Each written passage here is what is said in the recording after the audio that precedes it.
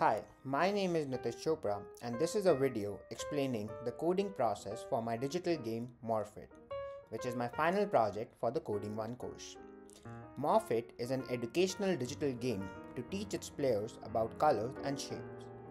Each time two shapes get combined, the color and form of the shape gets morphed into a new shape having a new color and a new form.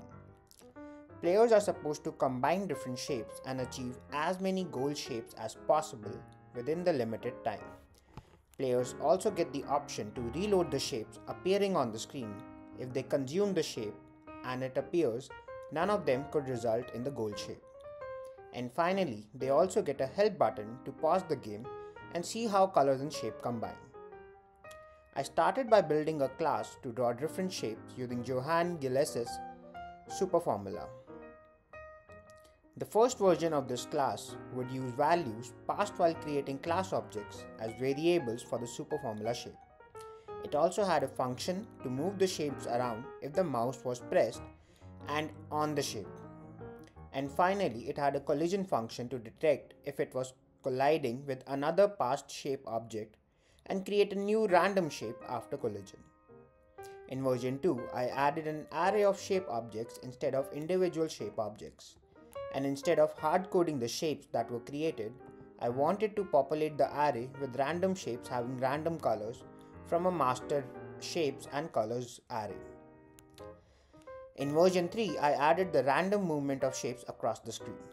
I also aimed to make it so that when the player clicked one particular shape in the array, it would follow the mouse and move around and the remaining would continue moving randomly, but this was something I could not figure out fully in V3. Which is what I fixed in V4. Another critical element to the project was adding a self-repelling characteristic to the shape movement because I wanted the collisions to be driven only using the mouse interactions by players. In V5, I was able to seamlessly execute automated movement, manual movement, detect collisions, and delete the shapes post-collisions. In V6, I added the code to create a new shape at the location of the collision. In V7, I coded the collisions so it would be able to precisely color the morph shape after collision based on an array that had the results of all possible color mixing combinations. In V8, I added the code to generate random goal images on the right that would pull values from a master array of morphed shapes and colors.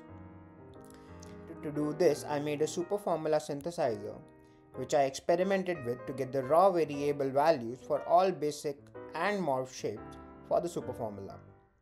And finally, in V9, I added the main screen, the score, the timer, the reload shapes button, the help screen, and the end screen to wrap up my game.